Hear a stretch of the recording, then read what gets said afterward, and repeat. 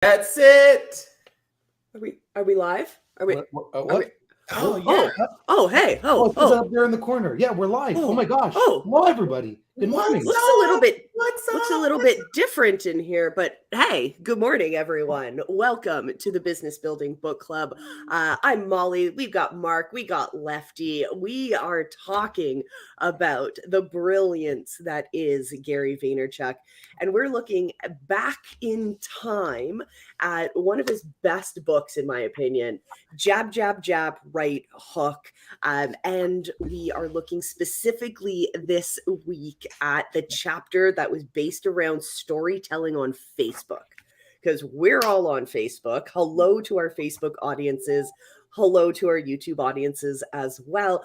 But we really wanted to dive into this chapter because, as we've been discussing in the book, so much of this information, even though it's 10 years old, at its foundation is still relevant to what we do as marketers online today. But there's a lot. We have feelings, we have emotions, and we got opinions about this chapter. So Yeah. oh my goodness. Before we dive into it, though, I gotta welcome my team. How are you, Mark? How you doing? I am doing great today, and I got the greatest news this morning, and it's so great that I need to sing about it. And I'm gonna start this off, and I want you to accompany me, Lefty. Okay? Yes, Lefty, do it. Okay. It's a quick little song that you should know. I think we all know it happens once every year, and today is that day for Molly. Oh yeah. As we make one more trip around the sun, let's hit it. 1, 2, 3. Happy birthday to you. Happy birthday to you. Happy birthday, dear Molly. Happy birthday to you. Oh, thank you guys. Thank you guys. I was trying to get away with it and not be noticed, but thanks. No, Thanks. it's your And special. it's funny. I look back as a birthday moment, and I'm able to think back. Okay, what was happening 10 years ago when the information in this book was fresh and exciting? And boy, oh boy, have things changed. Oh my goodness. Yes, they have. Yes, they have. Yes, they have. I was doing great today. I was feeling a little FOMO almost because I thought you two had like gathered together in person. And I'm like, oh, I'm so jealous. Yeah. Sorry. It never works out the way we want it to. Yeah. Oh man, want to just take a second to say that I'm realizing that we've got some people that have been watching us on a consistent basis. I appreciate you all for coming out and basically watching us do what we love to do, which is learn, geek out, and then turn that camera on and start talking. Yeah. Yep. Turn that camera on and truly, I know I saw Lefty wrote something on social media the other day. It's about why we do this, and we really do it to help model and show you a way. And hopefully, I know every week I come away with something from this book club, and I hope that you out there watching, Katie Simpson, what's up? I know that you're watching us out there. We appreciate it, and glad that you're getting value out of this. And I'm excited about today. Yeah. Lefty, how are you doing? Honestly, I'm great. I had a pretty relaxing Easter long weekend because, as you guys know, I celebrate as of today. Happy Easter! Thank you. Happy Thank you. Easter. Orthodox, right? Correct. So yeah, it allowed me to just catch up on operation stuff and get a little bit of editing done. And also with this week's video coming out, it is not an educational video whatsoever, but it is. I did get inspiration from. I'm not going to say my favorite or one of my favorite YouTubers, but I will say that they definitely are in my top 10. Have you guys heard of Trevor Wallace before? No. So And Googles. So Trevor Wallace is a pretty popular YouTuber who just does gag videos, right? Oh, okay. Just like really funny, silly. You're just meant to just watch it and laugh kind of videos. I don't think. I know him. Yeah. So he doesn't really give anything of like importance besides just entertainment and humor. So I decided to model one of my videos tomorrow. I decided to model one of my videos around what he does and his framework. And I really hope it works out. But do you guys want a sneak peek of the title? Yeah. Yeah, of course. The sneak peek of the title is dudes with videographer in their title. Yes. Yes. You were hyping us on that last time. I'm excited. Yeah. So I have three more. I have three more shots to film, which I'm actually gonna film today.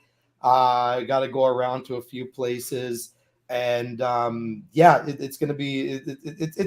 I mean, I personally think it's a funny one. I hope you guys think it's funny and relatable. But yeah, I think it's good. Hilarious. That's hilarious. I have forward to it. A series coming out. Well, it's not coming out anytime soon. I wrote the scripts for it, and Lefty, we're going to make something beautiful out of it. I hope. Fingers crossed. I know you will. I just need your brilliance in creating the imagery for it. But basically, I was like, what if I took a popular style of content and then mashed it up completely differently, the same way you're talking about, finding inspiration from something that's out there and then applying it in a completely different context.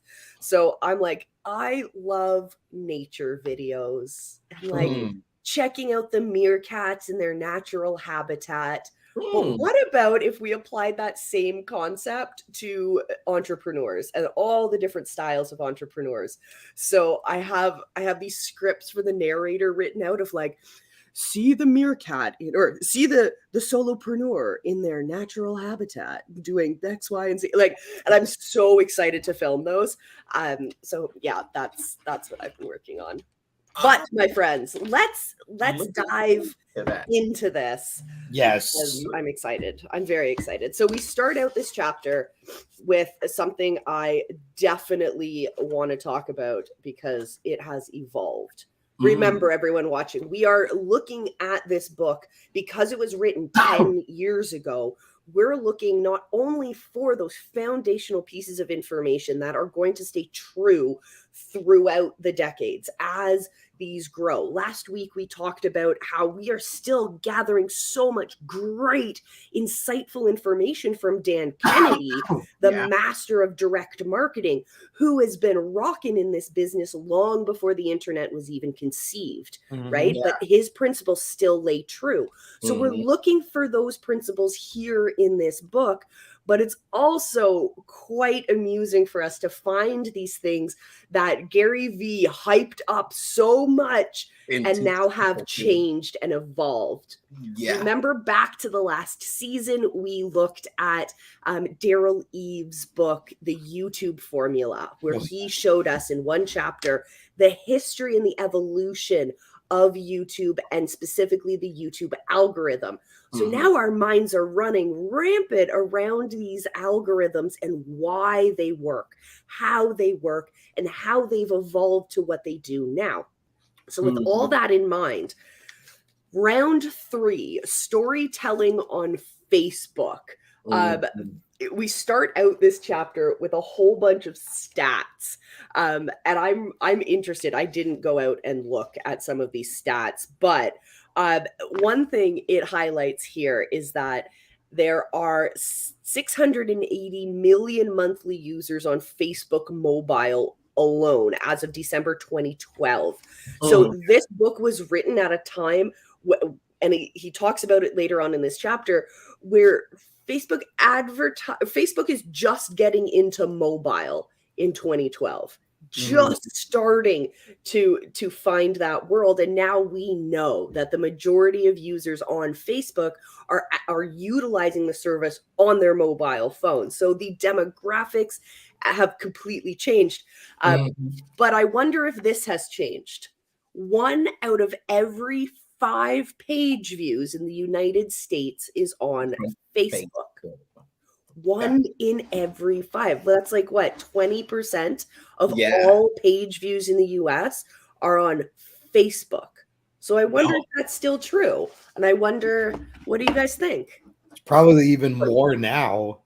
Yeah, it's probably like 1 out of every 3. Yeah, even with other social networks coming up, your ideal customer or your person is on Facebook. It's just inevitable. Can I point out, because I know you made some points about Facebook and that, but one thing that he said and that I read in the book recently that really kind of actually spurred me to do some research.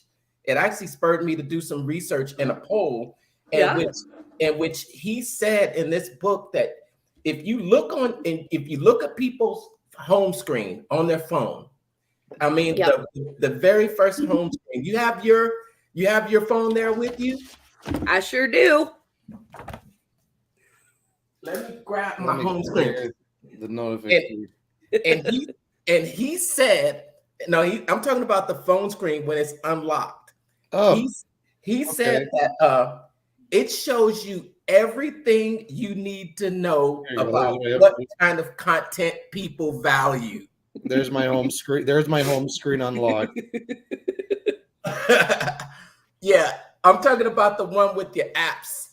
Oh, I know. I'm a minimalist, though. You're a minimalist? As you can tell, all my apps are at the bottom here, hidden away, which allows me to reduce my screen time so I don't actually feel the urge to open. Can we point out that I have over 6,000 unread emails right now? That bothers me so much, Molly. It bothers me too. Like the moment I get a notification, but it has to go. Like I can't. I hate the number. I have OCD with the number. Yep. I've seen 16,000. So let's read what he wrote back in 2013 and see if it's still true today. All right. He says that the phone home screens will show you everything you need to know about what kind of content people value. In general, there are just 3 most popular app categories. And see if this is true. And with the apps that are not all of the apps, but the ones that are on your phone screen. One, can you guess one? Social networks. Of course. Social networks. That tells you that people are interested in other people. Second, I have Messenger. That's on my top. I'm playing this like bingo. And then what would you say is your most used app every week? Oh, Facebook for sure. YouTube. I think mine is Facebook. I still spend probably between Facebook and YouTube. So there's where those numbers are still applicable. Facebook. My top 3 would be Facebook, LinkedIn, YouTube. Like that's what it would be in order. And then from there, we can go into like Instagram. I don't really consider Messenger an app. I just to me, it's just Facebook, right? Yeah. So yeah, it's literally that. It's Facebook, LinkedIn, YouTube, Instagram. Mine would be YouTube, Facebook, Instagram. I have one other app that I'm on all the time, and that's the Well, we can't say that on YouTube Live, Mark. Come on. No, I'm kidding. Put those apps away. Here's just a sample. I text my text messages, my SMS, and then I have my Amazon Music. Okay. My music app is on my first, and then my camera app. Yes. The camera. Huh? Speaking about cameras, guys, I actually went out and did my first photo shoot again for my branding in such a long time. Photos of you? Yeah, I don't ever really really bring photographers with me. I don't always get the opportunity to get like behind the scenes stuff or just taking pictures. So it was really, really nice to like have someone with me yesterday and just, shoot all those awesome moments that I don't ever get to do myself. Oh, that's awesome. Yeah. Wow. So I'm really excited for that. That's awesome. That is. I love watching stuff. Lastly, there were 3: social networks, entertainment, including games and music, and then the third is utility, maps, notepads, phones, organizers, and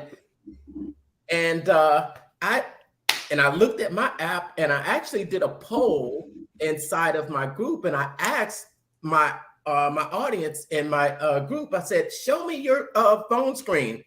So I looked at those phone screens and I saw that the majority of people have social media and Facebook. It was like on everybody's. Facebook was one of those apps that's on everybody. You had a few between the other social media platforms from Instagram, YouTube, Twitter. Some people that varies, but one that's constant across the board is Facebook. Yeah. So it is still the most widely used social media network out there, according to my unofficial poll. Well, according to Hootsuite, which is one of the largest social content scheduling platforms, 70% of internet users are active on at least one Meta platform. So out of 5.3 billion global internet users, 3.71 billion use at least one Meta app every month. Facebook, Instagram, Messenger, WhatsApp. Many of them use more than just one, which is fantastic. Like, Facebook is the 7th most valuable brand in the world. Facebook.com is the 3rd most visited website in the world. Only Google and YouTube get more visits.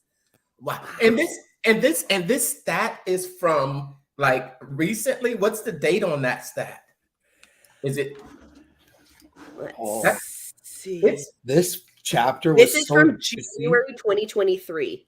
Okay. Wow. How long do you guys believe that Facebook will continue this dominance? What's your I think if you split Facebook and Meta up, I think Meta will have a lot more longevity because of their breadth of products. Facebook itself, I think, is going through changes and evolutions.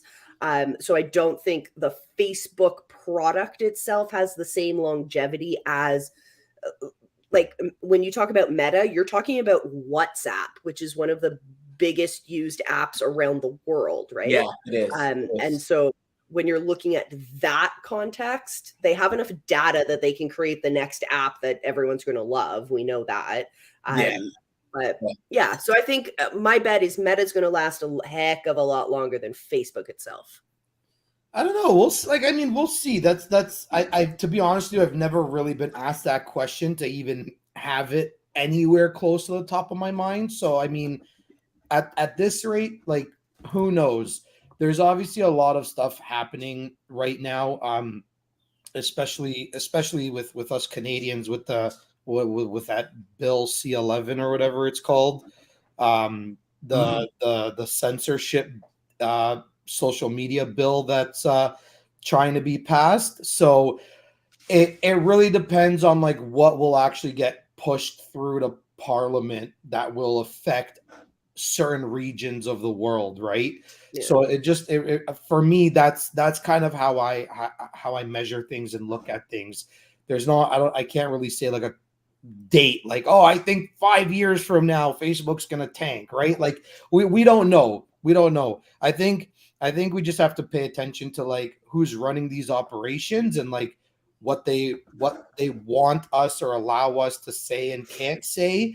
And then there's people that are going to agree with it. There's people that are going to disagree with it. And, those that disagree with it because they, let's say, want more freedom of speech to say whatever the hell they want, they're probably going to jump ship and go to another platform that allows them to do that. Yeah. And the ones that comply with community guidelines and don't really care to be like naughty little buggers, they're going to stick around and be on Facebook and all the platforms that censor everybody. I think that's how it's going to be personally. Yeah. Very interesting. For me, I don't care either or. Like, you know what I mean? I saw a couple of news articles this week that talked about Meta itself and talked about Zuckerberg and talked about this was how headlines, sensational headlines are the ones that get you to click. Absolutely. So I see the sensational headline, but then I want to see what's the meat of it, right? Yeah. So the sensational headline was that Mark Zuckerberg has shiny object syndrome, and he has abandoned the metaverse for the next shiny object. Oh my goodness. Hey, look, I mean, I can understand why. Like, I mean, think of a social media platform founder and owner. Think of them like an actor playing a role. Okay. Mm-hmm. Like, imagine if you asked Robert Downey Jr., let's say you went to his dressing room and said, Mr. Jr., we would love for you to play Iron Man for another decade. The guy's probably going to go, are you feeling okay? So he doesn't want to spend 20 years of his life just on Iron Man. He wants to move on to other projects and do other things. Mark is in the same situation. He's put probably 15, 20 years of his life into one platform, which of course evolved into other platforms. But I think he's just ready to be casted for the next role. I think it's necessary for him to stay current and not ignore everything that's going on around him. That will get you. You'll end up like Blockbuster. You'll end up like cab companies. You'll end up like Kodak. You have to pay attention to what's going on around you, right?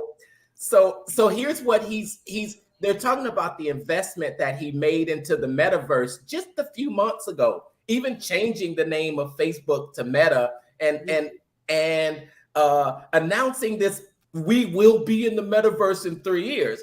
But I don't know if he had any idea that ChatGPT was going to actually come in and just suck up all the space online. like a vacuum. It just right? Yep. I think what should have happened, is it should have been Meta and then keep the umbrella companies below it. Keep Facebook, Instagram, this, like, you know what I mean? Instead of Facebook, Instagram, WhatsApp, whatever else they own, just all become Meta. You know what I mean? Meta should have just been the big conglomerate of the umbrella that hosts everything else. Yeah. And I think people wouldn't have had backlash. But I think the backlash really started when people started going from desktop to mobile, because one thing that Gary mentions in the book is the ad placement. Ad placement was essentially in the top right corner, and it still is if you guys are desktop users like I am primarily, or even laptop users. You still see the sponsored ads in the top right corner, right? But when mobile came into the picture, it literally eliminated that top right corner. And Yeah. the only way you were able to even see an ad was literally in the feed, Yeah. right? Mm-hmm. And of course, that's why people are like, oh my God, I'm so sick of ads. And right? If you're that sick of ads, you have two options. One, leave, get rid of the platform completely, or two, go back to using the desktop or the laptop version of Facebook. And now there'll just be a little section in the right corner that you don't ever have to really care about. But and then he brought up the stories, the selling with the stories. And you know what the best thing about it is because I do this all the time. Mhm. I have zero shame like hard pitching in my stories. I love it. Zero. Because at the end of the day, in 23 hours, it's gone. I'm going to literally be like, yo, this is what I have. Buy it. It's this right now. I have 5 spots left, for example. Blah, blah, blah, blah, blah. Call to action. Click the link below, and then boom. And then I know that, okay, if somebody wants to watch it, opt in, great. If not, that story is gone. It's not going to haunt me on my feed for the rest of my life. Yeah. And then tomorrow I can go out and do another hard pitch. And then Yeah. the next day do another hard pitch. And I feel like people are getting a lot of traction, or at least we're getting a lot of traction because of that. But then it also makes sense with what I said last week, because if you want your ad, now the sponsored story doesn't exactly exist on Facebook anymore. The sponsored ads have literally just been sponsored ads, because now when you create an ad for your ads manager for Facebook, which you think is just Facebook, no, it's actually going onto Instagram, it's going onto stories, it's going onto feeds, it's going into the marketplace at sometimes, and I think there's like another option as well. So if you want your ad to get the best traction ever, and I know this kind of breaks my heart a little bit, because I am a widescreen cinematographer. I shoot short films and feature films. But if you want to see the lowest conversions possible, film your ads in 16:9. Yep. Oh, really? Yeah. Really? Because think about what happens when you see a 16:9 image as a reel.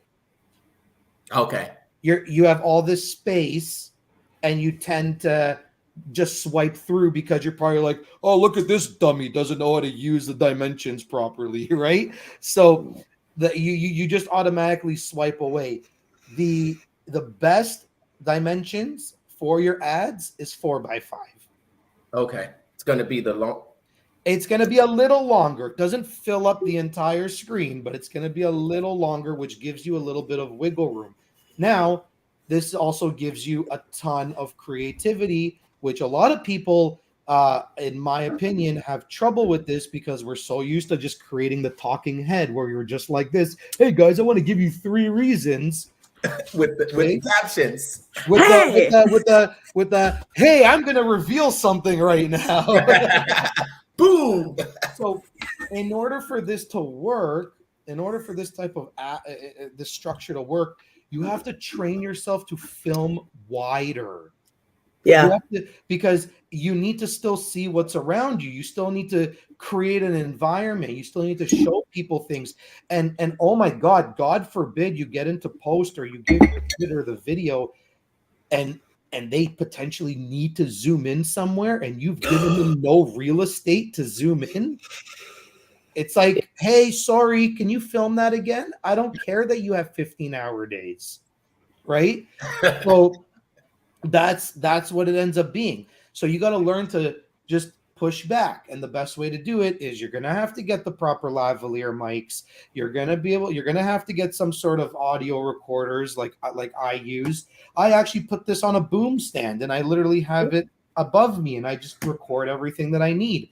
And if I needed another type of recorder, I have another type of recorder right there. Audio is my baby. I love audio, but more than I love video. Like the things I can do with audio, I just love it.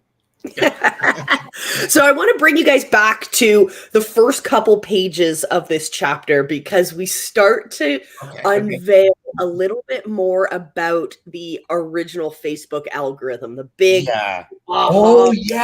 Yeah. So I was so inspired when we were Lifetime. reading the YouTube formula from Daryl Leaves, where he showed us the step-by-step of how the YouTube algorithm evolved, how it became what it is, so that we can understand why it acts the way it does. And we can kind of think, if we were the YouTube team, how would we think our next step would be? And we can start having that forward-thinking mentality. And with Facebook, I've always wondered the same thing. So here we hear about EdgeRank. EdgeRank. Yeah. EdgeRank. So it says here, is that still around, by the way? Good question. I'll look it up after. Yeah. So where should we say? In addition, users are, I'm going to read a fair amount for you guys. In addition, users are human. They age and they mature. They grow up, they break up, they have kids, they quit guitar, they take up fencing, or they go vegetarian. The user who became your fan in 2010 will not be the same fan in 2014. Yeah. But even though he's changed, he probably hasn't thought to go back and remove outdated information from his tastes and his preferences on Facebook.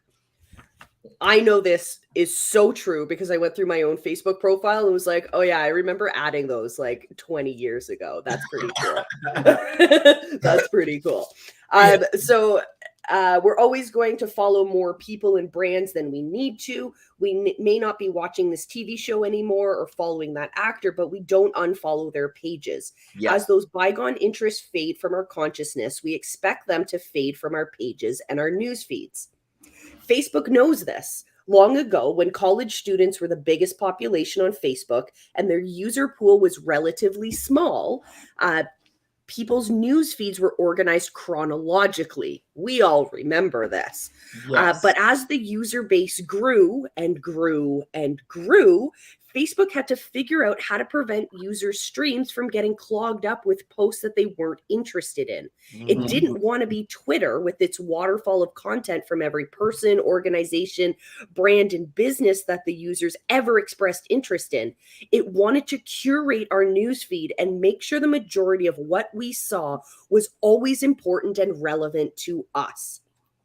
To help mitigate the consequences of literal too much information, or TMI, Facebook finally settled on an algorithm called EdgeRank. Every interaction a person has with Facebook, from posting a status update or a photo to liking, sharing, or commenting, is called an edge. Yeah. And theoretically, every edge channels into a news stream. But not everyone who would see these edges actually does, because EdgeRank is consistently reading the algorithmic tea leaves to determine which edges are most interesting to the most number of people. Yes. It tracks all the engagements a user's own content receives, as well as engagement a user has with other people's brands. The more engagement a user has with a piece of content, the stronger EdgeRank believes that the user's interest will be in similar content, and it filters their news stream accordingly. Mm-hmm. Pretty cool. Yeah. So on Facebook, the definition of great content is not content that makes the most sales, but the content that most people want to share with others. Yes. Boom. This is something that he realized early on, and that I think we realized, is that, okay, as your friends list, maybe if I had 100 friends, I would see every single post. Mm-hmm. But when you get into the thousands of friends, you're not seeing every post from every friend unless you prioritize it that way. Yeah. So us as social media marketers using Facebook, that's what we want. We want, when we write up a piece of content, when we take time to create a piece of content, we want that piece of content seen by the most amount of people possible. Mm-hmm. Give us some free juice, right? I think he talks about that too, right? He talks about that. Give us some free juice. Just That's the best type of exposure, because if they see your content once, then that's gonna say, hey, who is this Molly? Let me check into her. And then that leads to them following you. Oh, shoot, she's got a group. Huh. Let me check her out here. You can take advantage of that. And something that he said in the book, I want to just kind of piggyback on what you said, Molly, a little bit later on in page 35, where he says that content that entertains sees engagement. Content that sees engagement tells Facebook and the rest of the world that your customers care about your brand, so that when you finally do put out something that would directly benefit your bottom line, a coupon, an offer, or some other call to action, 4% of your community sees it instead of 0.5%. Mm-hmm. Have you experienced that?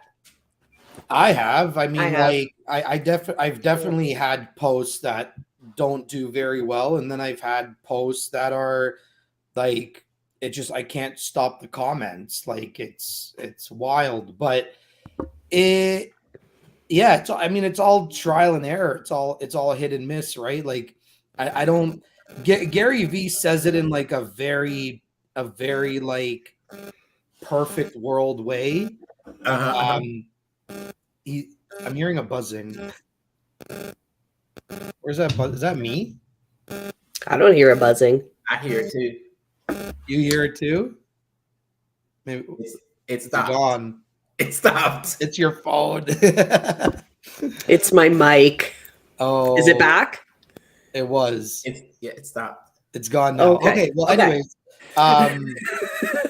okay. Yeah, I think Gary V gives very perfect world situations, because he's like, if you see that a certain piece of content works, just do it again. But we've all seen it. Like we've all seen a piece of content work, done it again, and then we've gotten crickets, right? Yeah. So it's a very perfect world situation and scenario that he gives. But I mean, it does work.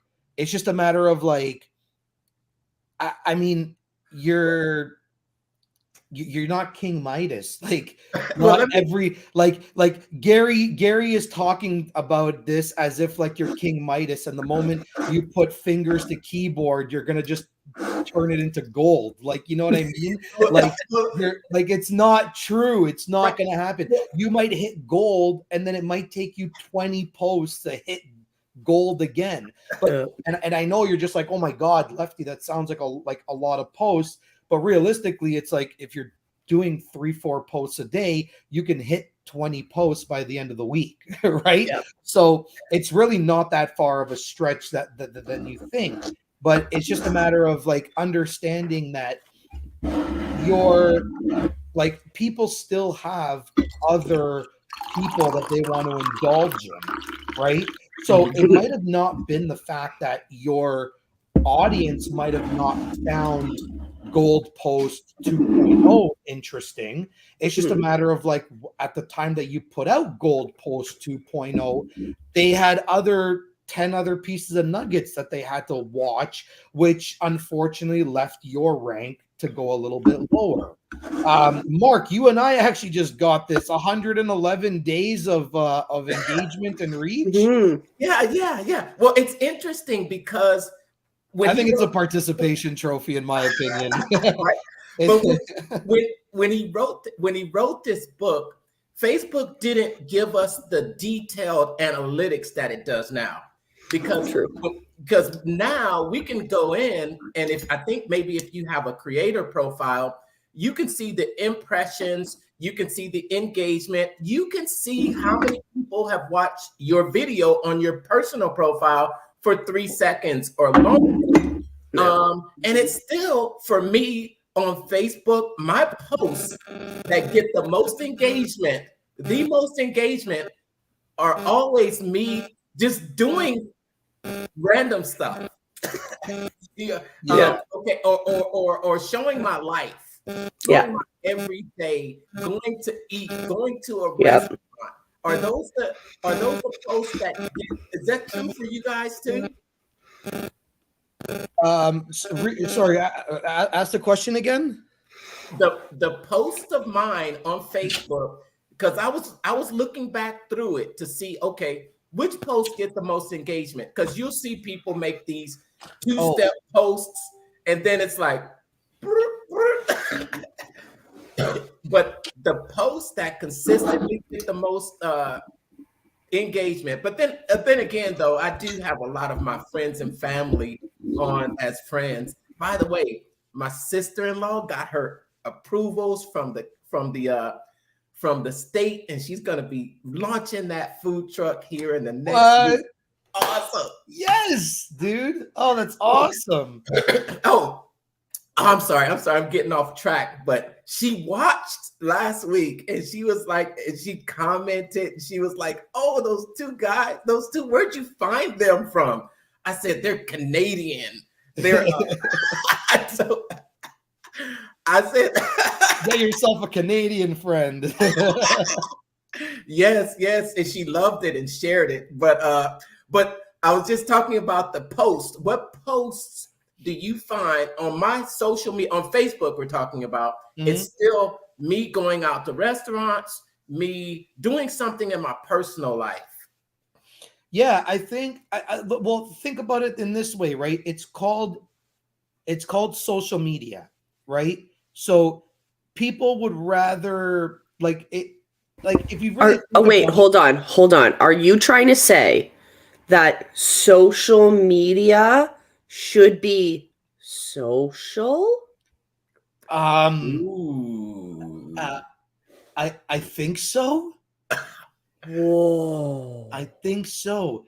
Like, for all of you guys watching right now, because we see you watching right now. Hello. Let us know in the comments if you think social media as it is right now, if you feel that it is social enough.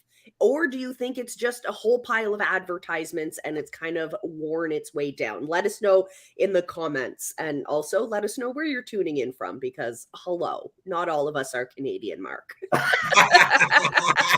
yeah. But my sister-in-law loves you too. Oh, we love you. We love you.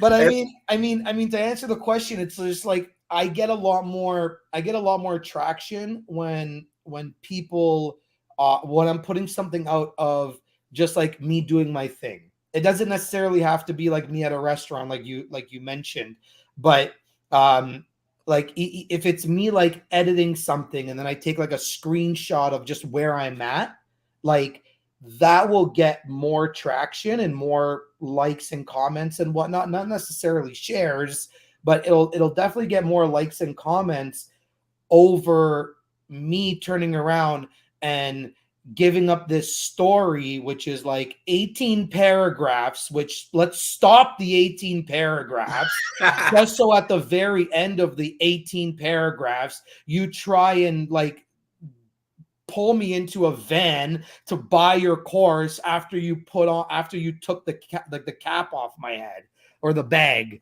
All right. Like the worst, I think we have to start condensing things. Okay. Like, I feel like there is a time and place for everything, right? Like I just hate when I'm looking at a post and this goes for even my friends. Like I'm gonna like shamelessly say this right now. Go ahead. If I see the see more button on your post and I click see more and it just goes, I'm just gonna scroll. I'm honest to God, that's just me. I'm just gonna scroll. But if I see like the see more button and it goes, I'll read it. I'll read it. I think long form copy still has its place, though. I'm not saying it doesn't. Yeah. But everybody, like, I would rather you, even if you're not an expert, like literally, even if you're not an expert and you have no idea what you're doing, if you want to talk about something like that, I would rather you just pick up your phone and just record a video and put it out there and say the same exact jargon, right? Like that's kind of how I personally feel about it. Yes, Molly. Okay, Lefty, this is like book club debates, remember? So I love it. I love it. So Yes. I write long form stories every once in a while. That's okay. As part of my content mix. And I know the second you press that button, you get a novel. 18 paragraphs, that's an introduction. Come on. So and it's surprising. And I do this because to me, sometimes it's just easier to write those stories in text than it is to share them in video, because I do a ton of video. So I'm trying to change up the mix of content. And I find that it is a very specific group who will comment. They will read all the way through. It's the same people. Like it's the same maybe 20 or 30 people who are engaging in those long form pieces, that then I know how to engage with that group of people differently. Exactly. And it's then I'm like, okay, I read through the comments and I can see what parts of the story they found most interesting, which then I can break up and create short form videos for, which spread out more on like my shorts and YouTube content and stuff like that. But it's that mix. And it's funny to know that straight up, Lefty is one of my favorite people because he comments on tons of my stuff constantly. And it makes me feel great because he puts insightful comments. And I know full well now when I write those long form contents, I am not going to expect Lefty to read them. I will know. The second I get to paragraph 18, Lefty's checking out. But that's okay, because I'm not trying to talk to Lefty in that comment. You know what's funny about that, though? Cool. It lets you know your most engaged people in your audience.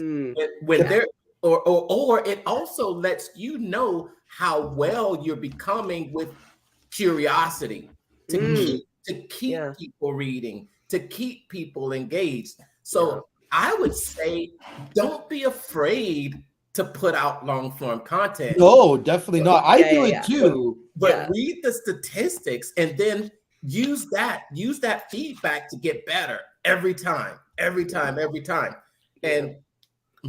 you know what it is, and here's a test. Here's a test, okay? And this is something that I do all the time, and I want to put it out to everybody else. If you feel like it's funny, I won't take. Think about how ass backwards my brain works, okay? I won't take 3 minutes to read your long form content, yet I will watch a 17-minute video. When you're watching that 17-minute video, are you like watching it all 17 minutes? Yes. Interesting. I'm not skipping. I'm not skimming through. If I find a topic interesting, I will watch the entire video. And in order for me to watch the video initially, I would have had to find interest in it. Yeah. Because I find that the way that I watch content, now that I have my wonderful Bluetooth headphones, love them. I've been finding that I've been consuming a lot of more video content in the way that I would consume a podcast. I'm not watching it.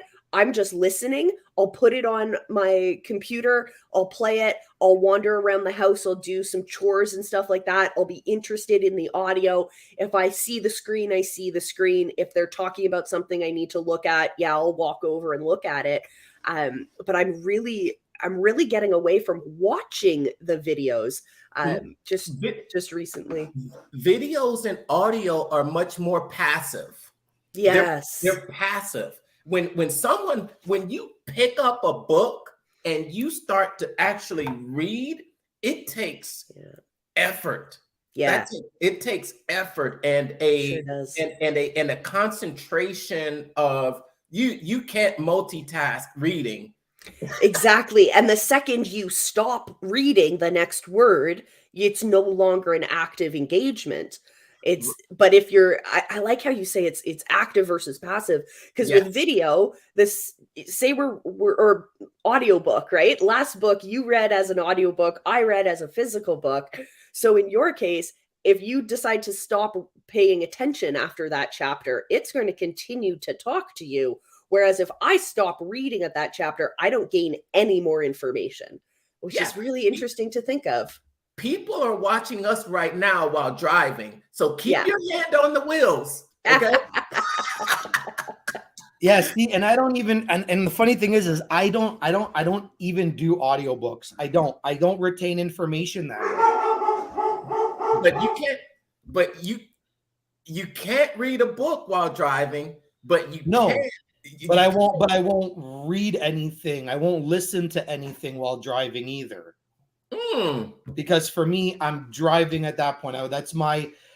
For me, that's like, because okay, before I got into like any other larger piece of work, I was a driver. Okay, I had I literally was able to drive anything above like a DZ license, which a DZ license is for like 18-wheelers. Wow. Okay, so for me, the time on the road is for me, right? But the time on the road, when I say for me, is also the time for me where I get to eliminate everything. I'm on my phone 24 hours a day, 7 days a week. I am on my computer 24 hours a day, 7 days a week. So why on earth would I want to keep doing things that require me to use my phone? I want to get away from work when I'm driving, even if it's for just that 30 minutes. You know what I mean? I would rather be in like peace and quiet, or listen to like a radio station, or my favorite playlist, or whatever I'm doing. But I will not listen to an audiobook because I'm already getting so much information in the course portals that I have, in the coaching, with my mentors, with YouTube, with everything else, that I just want to de-stress when I'm on the road. That's me. That's me personally. Also, I don't listen to audiobooks because I don't learn through audio. I learn through reading. That's how I've always been.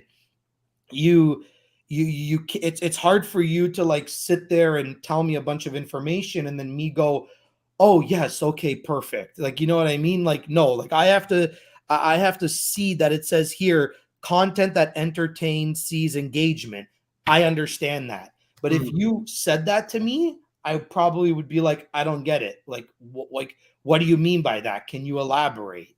But that's just how I learn. Molly, I have this, and I always tell people, I say to myself, these are the words that I repeat to myself. I've got an awesome memory. So do I. I have an excellent memory. I mean, I remember the most minute things. If you tell me something once, I will remember that. But here's the kicker. My memory sucks. But for me, when I tell collective memory, my friend, you just remember what you want to remember. I tell myself these things because it tends to be a self-fulfilling prophecy. That's what I find. So when I hear something, it's like, boom, it just sticks right here. It sticks right here. But that saves me time. I think maybe that's what it does. It saves me time, because if I can just hear it and then remember it. Funny thing, I know someone who grew up with a learning disability, right? And they I think when they saw the words, they saw them backwards. Dyslexia. Yeah. Right. So what that did is that made them remember more. So they were lacking. You know how when someone has one skill, or they can't see as well. It strengthens another skill. Correct. So, and if they had never had that disability, then they may not have had that strength in that. Yeah. So that's I've kind of nurtured that strength so that it could save me time. Yeah. Save me time. So I am an experiential learner, and just as I am an experiential educator, so I need to take in the information. I write in my books because I need to have that tactile experience. And then I like to talk to people. I like to hash things out. I like to test things. I like to play and explore. So if I can't apply what I'm learning within a time frame around when I'm learning it, it might not stay. Or it might sit in a box in the very back of my brain and come back later on when I make some other kind of connection or tangential connection or something like that. But for me, it's about consuming the content, letting it percolate in my brain, and then sharing it in like a book club like this. This is why I love us. Yes. So speaking of that, like, how would you go about utilizing your stories now to build your business? Oh, okay. So I'm really honing in on this entertainment gets engagement thing. And I'm trying to think outside of the box. I love what a lot of what we learned again in Daryl Eve's book, The YouTube Formula, where we talked about that connection to pop culture. And so I want to do more of that. So I pledge, today's my birthday, so for the next year, I'm going to share more stories about what's going on in my life. Like, this is my reality. This is my day to day, as well as, okay, I'll just announce it here. I'm working on video essays and ways of teaching and sharing and doing more investigative stuff that is going deeper into topics that I'm interested in, but presenting it in a way that's informative to other people in a fun way that hopefully we can get the conversation going. I have an idea. Yes, tell me. Molly, we should just do, like, talking about pop culture and all that. We should just do like a gag music video. We'll Britney it up. We'll just get you all, and we'll get you all like in the uniform and everything. Except the lyrics will be like, "Oops, I converted again." Yes, let's do it. As long as I can wear the like schoolgirl outfit and then that red cat suit, that like leather cat suit she had. Yeah. Yeah. Wait, that wasn't that Slave? So I'm a slave to Facebook. No, I'm a slave to the algorithm. Oh yeah, that too. Yeah. So with me storytelling, I'll tell you how I tend to kind of learn is by watching what works on me. So and I'll go through my feed and I'll look for examples, and I think Gary Vee does a great job of showing a lot of examples in this chapter also. And here's the kind of thing that I found when I was going through my feed. I found my feed, at least my feed, looks like one big advertisement. Yeah. It looks like one big scroll, and right now I see this contrast of ads and social. I don't see much blending in. Do you see blending in, or do you see examples of someone that's doing it today? Not the examples in here, but someone that is blending what Gary Vee says. You know? So in the book, he talks about if you were a boot company. Where is it? I remember the boot company. Boot company. So he's saying, like, instead of just talking about boots, instead talk about those issues that are tangential to the boot. So put up a poll that says, would you rather wear your boots in the summer or the winter? Talk about a sport that involves the boot. So show some pictures of hiking and climbing, and like looking at the boot as a key to lifestyle instead of just as a product that you can buy Vanna White style. I'm like, that's where, when Lefty does his lifestyle content, right? We've talked about this. Maybe it was Friday Night Live, but we talk about Lefty does this lifestyle posts and then calls to action. And so we take off the calls to action. His lifestyle posts are exactly what we've been talking about, those snippets of my day. Here, I'm shooting with this person today. Here, I'm waiting for a client, so here's a shot of me in my Tesla because I'm cool, and we're going to have a little chat about something, or here's a highlight of something that's happening. Here's a restaurant and a family gathering I'm at. Like, this is the lifestyle that you can have if you're part of what we do. And I think that's really, really one day interesting. this will all be yours. Here's back in television days, they had something that was called product placement, where a company could pay to have their soda can or their pizza joint. And we all know that Wayne's World made fun of that. Today, I think brands are relying more on those actual influencers to kind of product place their products. Yeah. But how do you do that when you're a service? Like how do you do that when you're a service, right? Like, no, like I think it's very hard to find like a funnel building influencer that for someone that for things that you do, or for me to find a video marketing influencer, right? Like, no, they're there. They're everywhere. Actually? Oh, heck yeah. Most people are promoting things.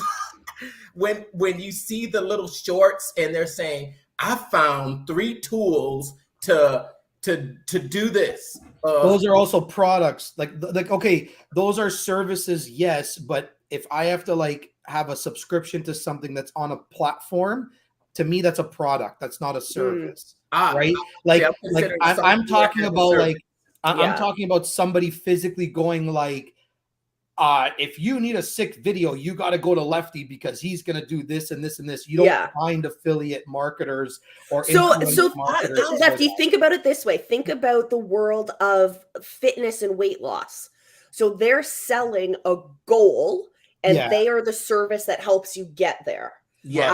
And then the fitness model works really well because then there's also the tangential physical products that can help you get there. Correct. But look at what personal trainers are doing and how they're highlighting the pain points of their ideal customers.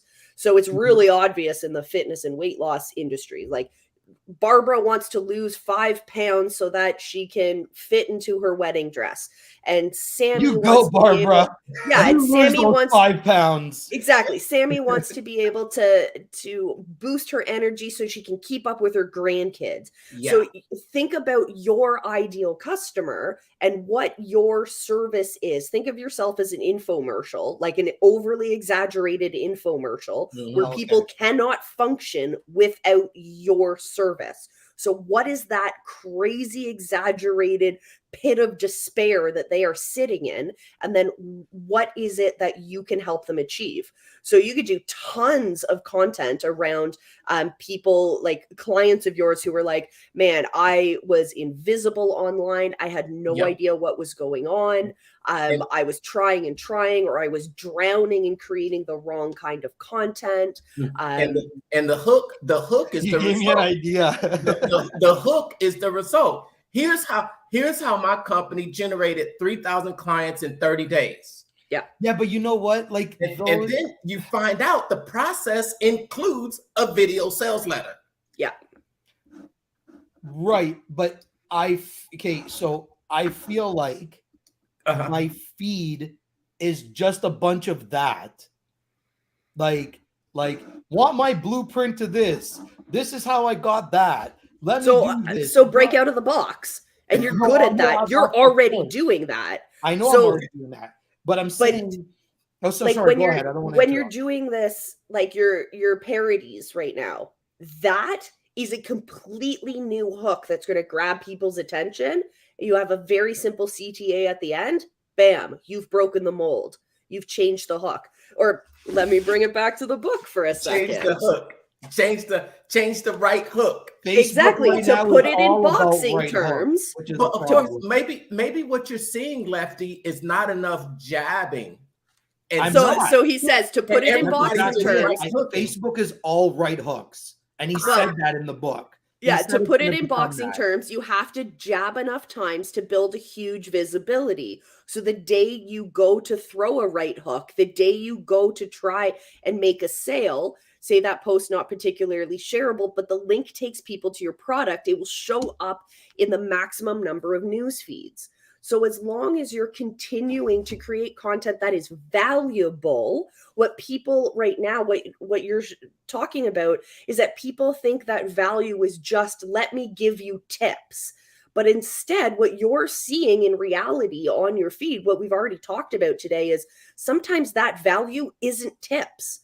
Yeah. Sometimes that value is just, hey, here's a shot into my life. And here's just me connecting with people. And here are my personal thoughts. And like have that different hook. Here's some Yeah. funny, engaging comedy about entrepreneurialism that, you know, we're all in that game. We all kind of feel for that.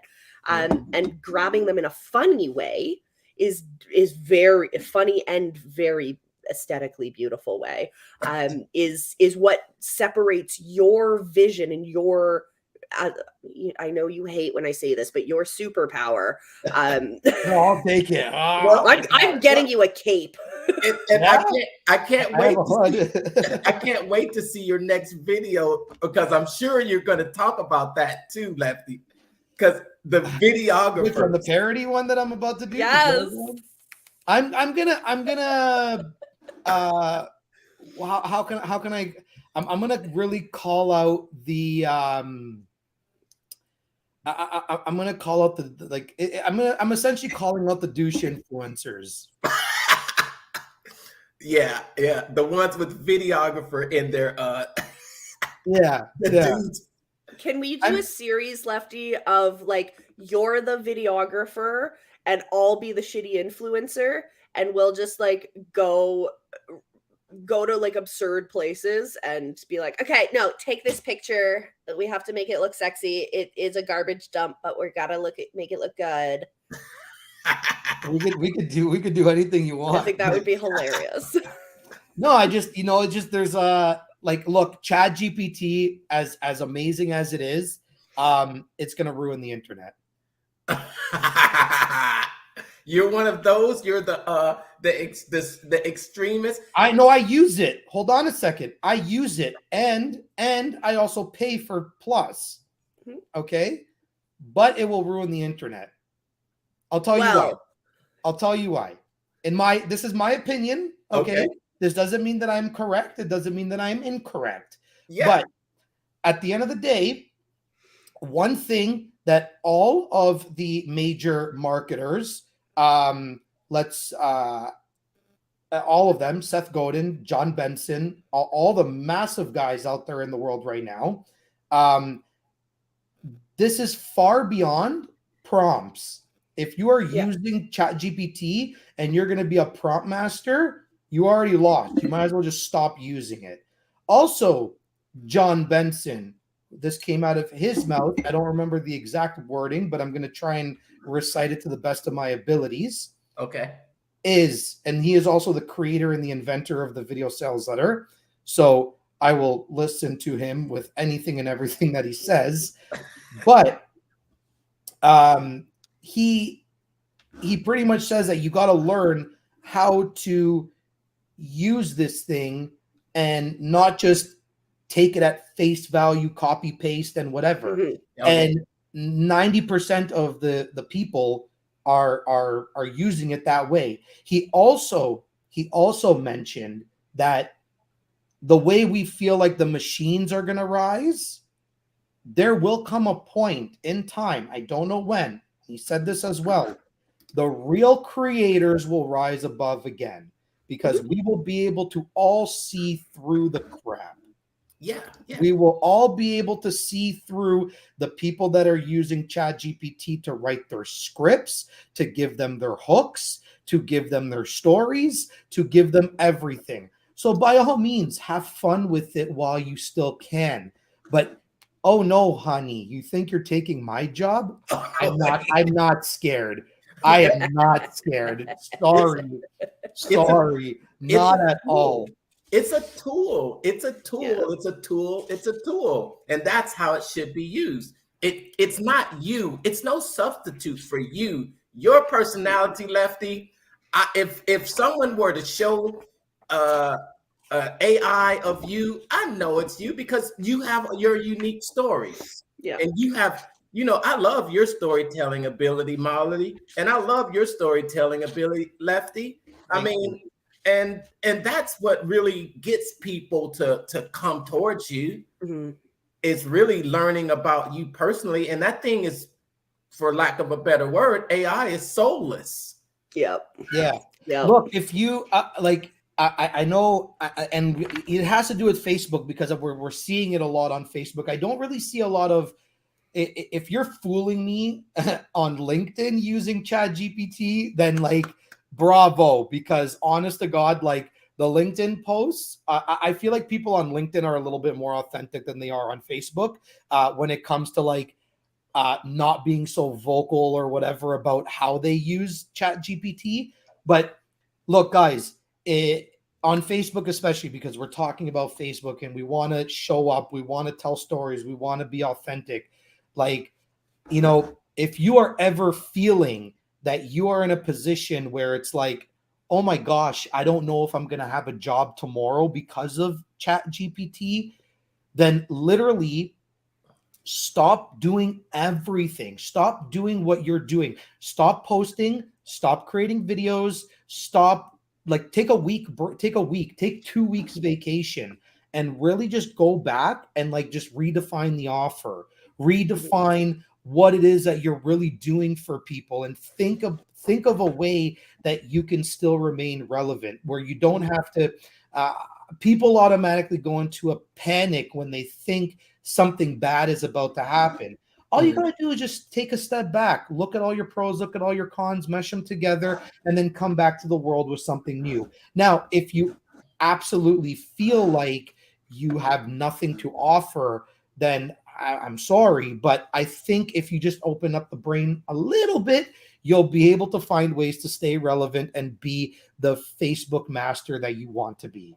Pick up a book, join us in the book club, feed this mind up here, feed your mind instead of using this computer to do the work for you. Learn how to, learn the structure behind it. Learn the structure behind storytelling. Learn the structure behind AIDA, attention, hook, telling a story. Learn it so that not if, but when the computer goes down and when the computer takes over. You know what? That's really good, Mark. That's really good because Alex Harmozy talks about this a lot, right? He always says, like, if I lost everything tomorrow, this is what I would do, right? But he knows he's already made $100 million. So like he knows how to make $100 million.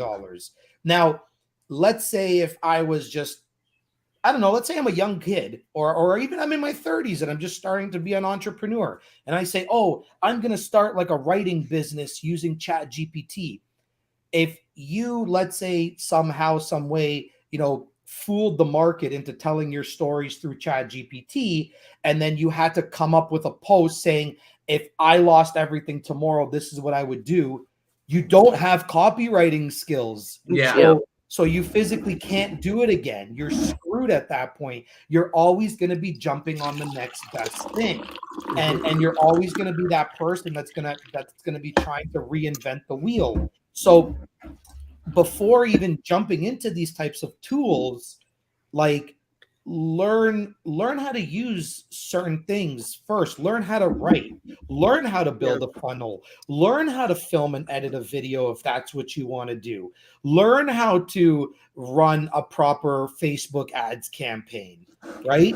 Learn those skills first to be able to then say, okay, I'm going to use AI as a tool to better my business, and then I can still do it again because I have the native skills here. Yeah. AI is not perfect.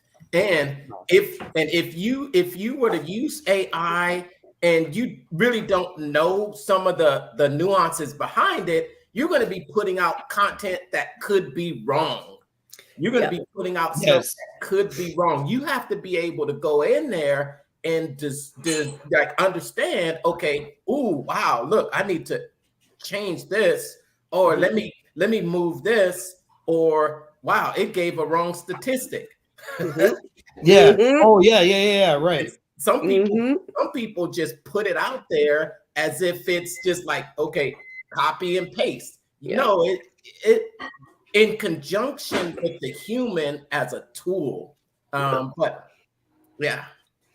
All right, my friends, it is time to start wrapping up. But today, or actually next week, we're going to have a little bit of a different format because today we dove into a giant chapter on Facebook.